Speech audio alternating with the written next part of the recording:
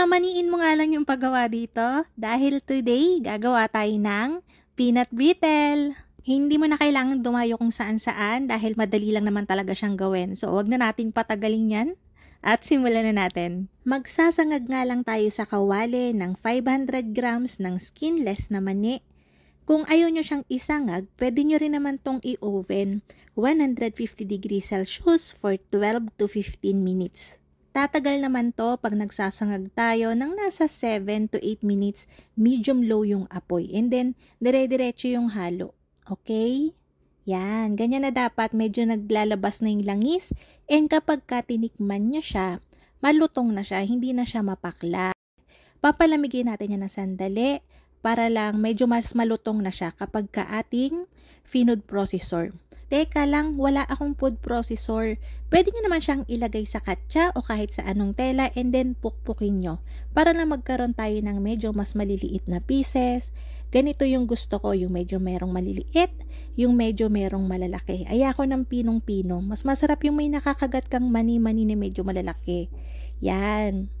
Pagkatapos niyan, dito ulit sa ating kawali, maglalagay tayo ng 600 grams ng light brown sugar and pinch of salt lang, mga nasa 1/4 teaspoon para pambasag sa tamis. Ika-caramelize natin yan.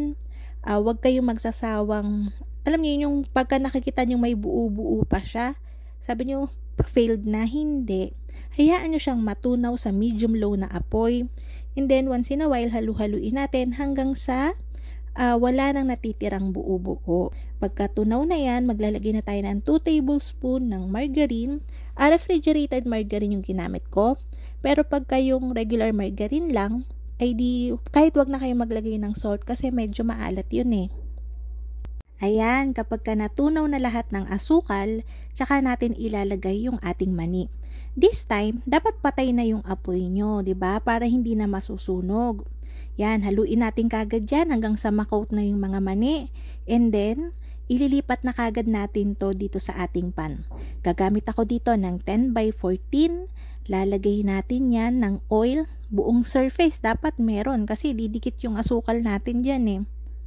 Dapat din mabilis yung kilos dito para hindi tayo tigasan. Dapat hindi tayo titigasan kasi basta ayaw ko na tinitigas. Anyways, kapag gusto niya na mas manipis na kakalabasan ng peanut brittle, edi humanap kayo ng mas malapad na pan. Diba? Pero kasi merong mas gustong manipis and then mas malutong. Para hindi masasakit sa ngipin kainin. Pwede yun. Harap nga kayo ng mas malapad na pan and then mas maganda kung white sugar yung gagamitin nyo kapag gano'n. Kaya ayan, habang mainit pa, kailangan ilapat na natin siya na mabilis dun sa pan and then pahinga tayo ng mga nasa 3 to 4 minutes lang and then diretso. Dapat ikakat na natin to.